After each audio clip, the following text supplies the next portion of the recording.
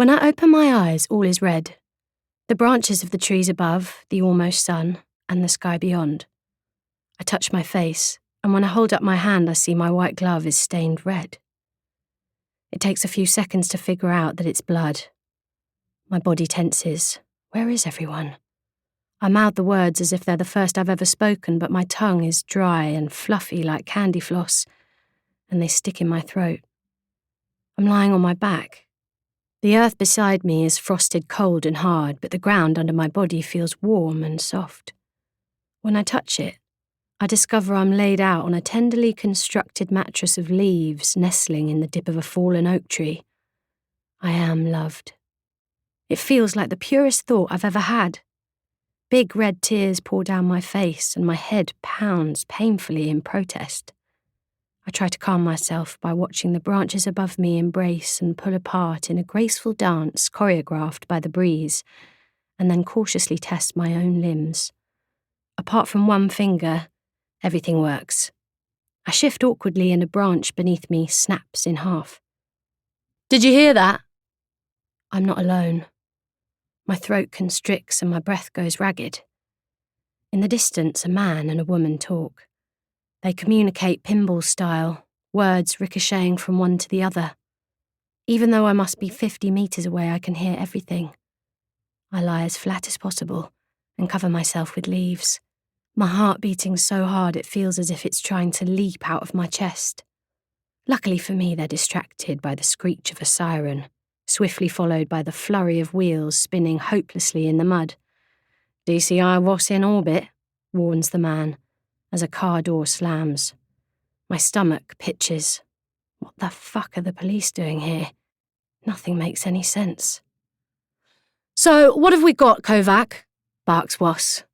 Just the headlines, please. A woman called to report her sister's family missing, explains Kovac.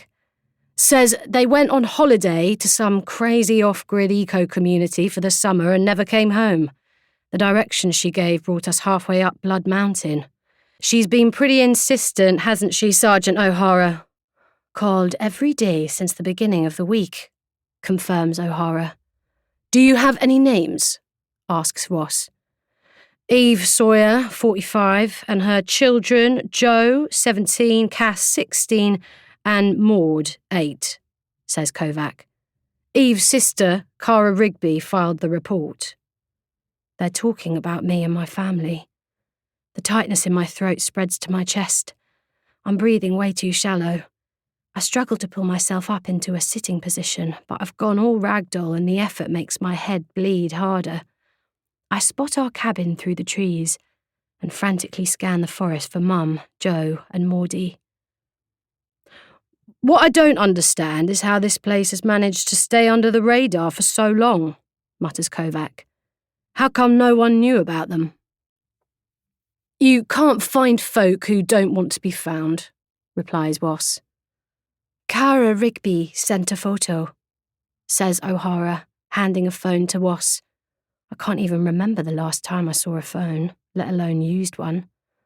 Wass scrutinises the image and taps the screen. Who's he? The brother-in-law, I guess, but the sister didn't mention him, Ma'am, says O'Hara, apologetically. That's strange, says Voss. Take a look at this, yells Kovac. He's right outside our cabin, pointing at the animal skulls hanging across the boarded-up windows. Rabbit, rat, vole, rat, fox, vole. What is this place? Asks O'Hara apprehensively. Looks like Centre Park's gone rogue, jokes Kovac. There's the sound of nervous laughter. Restless memories shapeshift. We used to go to Centre Parks for our summer holiday. We used to have a family Netflix account and share music on Spotify. It used to be that ordinary. I open my mouth to call for help, but some inner voice silences me again. Trust no one, Cass. I need to find out what's happened to my family. I anxiously lick my lips and they taste of blood. An image of the orange propane cylinder that we used to fire up the gas ring cuts through the brain fog. There's the smell of burning flesh and my brother's face, gaunt and sallow.